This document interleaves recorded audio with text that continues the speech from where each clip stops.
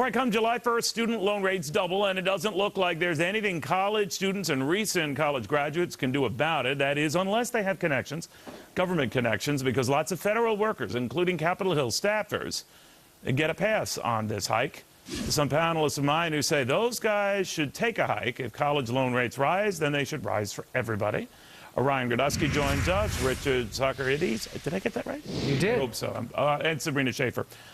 Sabrina, you say this is another example of the government's dark side on subsidies, and this was orchestrated by a lot of Republicans and Democrats, particularly in the House, where they have this preferential treatment. What do you make of it?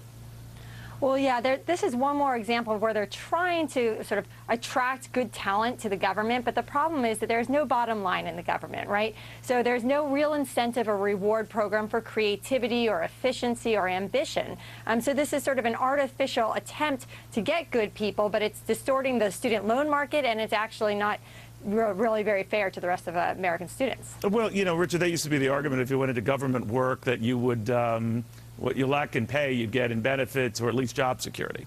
Now they've tended to all of that. Well, I don't really have any problem with this problem and whether it may help attract people who the government might not ordinarily get. But what the problem really, is the deal maker would be, well, I'm going to get a low rate on my college loan. I think that it's a way to offer benefits to people who are underpaid. I mean, the people who work in government are not going to earn what they would earn if they went into the private sector. It'll probably help attract the better people, the smartest people to government. But the big problem is that we should treat everybody the same, right? We shouldn't give this benefit to people who go work for the government. We're going to give it to one, give it all. I mean, the student debt crisis in this country is a horrible crisis. It's probably the most serious financial crisis we're facing as a nation today. $1 trillion in student debt. The government has to do something about this more globally. And they're not. Ryan, what do you make of it? You know, this one program is not that bad. It's $100 million and $1 trillion student loan. Right. It's rounding around. Yeah, exactly. It's a lot of rounding. Water in the ocean. But the thing is that we have a $1 trillion student loan problem. We give $150 billion out for student grants, Pell Grants, student work program. That's the problem, because $150 billion more in that market increases college tuition. If we want to solve we want to look at the forest, not the tree, then we have to look at the whole forest. The tree is this $100 million program, and it's also the terrible job market. A lot of people are walking out. I mean, yeah, you saw that. You don't even. Exactly. Yeah. Exactly. Right. You work for the House of Representatives. You might be making $30,000 a year working in D.C. This one program is not the be-all and end-all, and it's $150 billion we're giving out in student loans, and it is the horrible job market. You know, you have a better chance of getting an STD in college and getting a job out of college. So it's a problem. I'm a little alarmed that you would know that statistic. But our young guy here. All right, but Sabrina, the bottom line is it does rattle, you know, a number of Americans, and to Richard's point earlier about whether there is a double standard or could be perceived to be a double standard. Right. This idea that, wait a minute, you know, those in government, the high echelons of government, have a very nice healthcare system, and they're certainly not going to switch to this new one.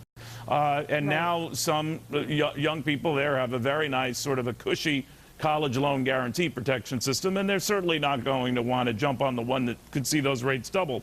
So that does stick in a lot of people's craw, does it not? Absolutely. I mean, I think there are some misconceptions about what Congress is exempted from and what it's not. But the reality is people don't go to work for on the Hill or in government because of the great salaries. They go because there's prestige and they have opportunities that come from those positions. And I think we do need to, sort of track the pattern here. Before 1984, it's true, Congress was on a separate retirement plan than Social Security. They didn't pay Social Security taxes. And before 1995, they didn't have to follow all the civil rights, regulations and labor regulations that so many businesses have to follow. And even now, we still see that Congress does not have to follow things like and it's just this double standard thing. And Richard, that's what I want to go with you. And I know back in the Clinton days, and to be fair, Bill Clinton really tried to stop that notion of a their way, our way, to an every way. And this gets back to this notion. I knew I couldn't trust those tin-ear government guys. This is the latest proof I can't. Well, listen, I completely agree with you. The problem with this program is that it's a double standard. And while Congress is doing nothing about solving a $1 trillion student debt crisis, they are giving people who work for them this special benefit. Now, this special benefit was enacted, you know, over 20 years ago, Right. before we had the crisis. It's being extended now. But you say it keeps tuitions rising, right? It keeps tuitions rising. I mean, when my parents went to college was $5,000 a year. It's $40,000. They paid that much? Yeah, they're not that old. But yeah, college is increasing. It's unaffordable, and college has become a way to extend childhood. It's not a way to get a job anymore. You know, people who go to study philosophy for 5 years at $40,000 a year, they don't look into the future for that. You know, if you wanted to handle students. Got a lot of angry philosophy like emailing. All right. Well, you might be right on that, but bottom line, it is happening. That deadline is close. Maybe they'll resolve it. Maybe not. See you.